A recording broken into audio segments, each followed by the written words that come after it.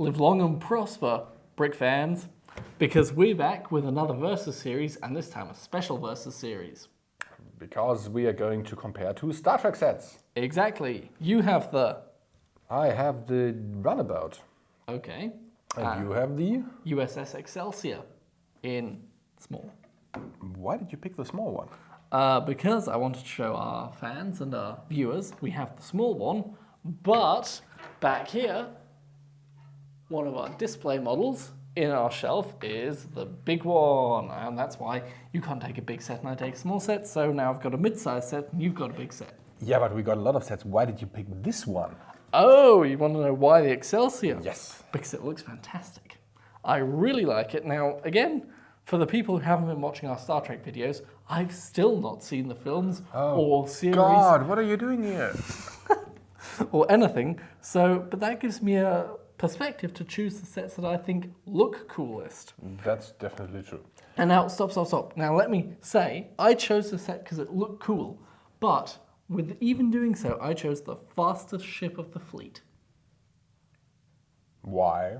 Because that's what the Wikipedia says. Okay. But I chose this set for, yes, exactly, its looks. It looks really, really cool. I like the way that it's long and streamlined. It looks elegant, it looks quick, it looks fast. And that's kind of what I wanted to go for while choosing this. And because we're going to be doing a video on our little sets soon, and I've sorted all these little sets out. And once I did that, I thought, yeah, that's cool. But I like this one more. I actually do like the Excelsior as well. It's That's a good. very nicely designed ship from an in-game and from in-universe and outside perspective as well. And they used it well beyond its first appearance in the Search for Spock. It is very interesting and it does look good, but not Yes. as good as mine. Not as good as yours, you say. Okay, what do you like about yours? I got to admit, I'm a sucker for minifigure-sized models. And in Star Trek Deep Space Nine, especially in the first three series,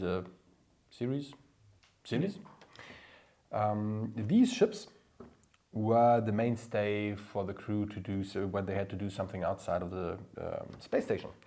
And this one is the U.S.S. Rio Grande, which you can see in the prints here. And I really like this set because it's huge. It is not exactly cheap, but you get a lot of stuff for your price.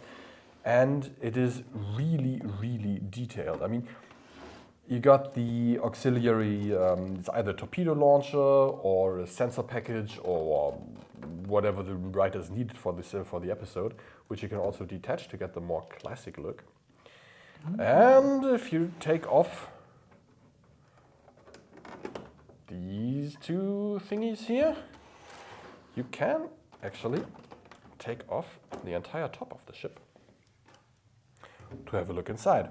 Well, for the cockpit section, you need to lift the cockpit as well. And then you got a nifty little set. Oh, damn. Which is really nice. Oh, damn. For the first time in our Versus series, I might actually admit that you have the better one. Yes. I mean, that's impressive. What is actually the most... what I always thought is the funniest thing about these runabouts is, you see, back here, you've got the, basically it's a crew lounge where there is a teapot and a mug inside. And the thing that always struck me as funny is these ships are a mainstay for 7 series of Deep Space Nine episodes where you never see the crew lounge. The only episode where you actually see the crew lounge is in the Next Generation episode where Captain Picard and Troy, Geordi and Data coming back for a conference, and they are sitting here, and this is the only episode where you ever get a shot on there. And this is why there is this teapot here to commemorate the occasion. Oh, so that's specially put there. Yeah. Because there's also a scene in, I don't know which film it is, but the Excelsior's featured, where there's a big gust of space wind, if I'm not mistaken, and it hits the Excelsior. And there's also a teapot or a coffee, I think it's a coffee cup in that scene that smashes on the floor. That is. I always wanted to have one of these cups. Well, Write down in the comments if you know somewhere where I can buy them, because who doesn't? A Star Trek cup. Yeah, but it's a special Star Trek cup. It's Yeah, of basically course. got the logo of the ship imprinted on it and Sulu drinks from it. Yes, that's true. Yes. I mean, you can see I did my research. Yes, you did your research. So yes, you have a big ship with minifigure model where you can actually put the minifigs in. Oh yeah. And I've got a, display model that's more light and easy to transport and place. That's true, although this one here is very stable as well.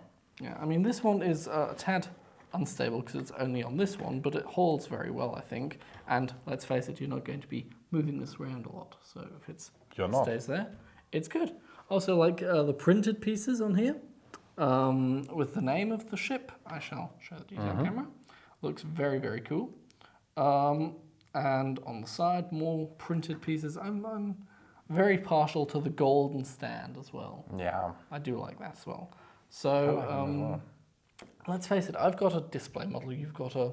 Display model. A bigger display model. Yes. But yes, let's say something nice about each other's sets. I really like the styling of the Excelsior. And it has been a fan favorite for many episodes. So much that I gotta admit that I'm one of the guys who always likes to slap on extra nacelles and stuff. And there has been a fan favorite that is called the Excalibur class, which has been a fan-made redevelopment. And I actually really like the fact that you can redesign those models yourself. So if you want to have another one, like basically the Excalibur class with its 4 nacelles, you can buy just 2 and just modify them the way you like them. A lot of our fans on Reddit, in our BlueBrixx subreddit, if you're interested, you can check that out. They post a lot of these and have modified them themselves. Yeah. And they're big fans of doing that, so it's a very practical thing to do if you like the ship. One of the fans on Reddit actually made this longer. Okay. And shortened this a bit, so it was very interesting to see what they all do. Why would they do it? I mean, the proportions are very well... Yeah, I know, they're fantastic, but he thought it looked better like that. Wow, so well... that was his go. So that's a nice thing you can do with Brixx. That's the good thing about the Brixx. This is basically, actually, if you like this, well, in universe, you can also detach this one. There's the command module, and this is basically a space RV. You've got the sled. In universe, the sled consists of the top with a warp core down here, up here, right, and accessible for enemy weapons fire. Still a stupid idea. And you've got the warp nacelles back here, which basically form the sled of the entire ship. And in universe, the cockpit module also detaches. And you basically have a variety of modules for the cargo pod. And in universe, there are a lot of things, and many people use them for roleplay campaigns or just for playing around with them. And you can put basically everything in here, which is true for the model as well. So it's a very useful Oh yes, thing for any occasion, more or less.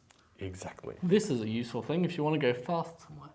That's true. Although- These ones do not go fast. No, but they did. I think somebody from the Enterprise, Captain Scott, kind of, sabotaged this so it wouldn't go that fast. So, bit of a shame because it looks, and it truly is, the ship that probably should go faster. That is true. Because, I mean, just the pure, sleek elegance of it, which is That is. wonderfully captured in the little one as well, I think. So, yes, certainly 2 very cool Star Trek sets. Not really a versus, because we both like our sets that we've chosen. but I like mine better. Yeah, I might like yours better as well. But only because it's so, intricate, which you can't have in a set like this. Anyway, but we both like our sets, which is interesting for a versus thing. Yeah. Nothing negative to say. That concludes our rather, dissatisfactory head-to-head of our sets. But what can you say? If you both like them, you both like them. Exactly. And of course, you can never have enough Brixx. So what's stopping you from getting more? And there will be more. Enjoy building them. Enjoy Star Trek. And thank you for watching. Live long and be prosper. Goodbye. No, live long and prosper. Okay, all right. Live long and prosper. Goodbye. Goodbye. I actually think that live long and prosper is one of the best greetings and the best well wishes I've ever heard. Yes. If you very think about nice. it. If you think about it, it's a lovely way to wish somebody a happy day. Yeah, and a happy life especially. That's true. Wonderful. They were That onto is. something there. Oh yes.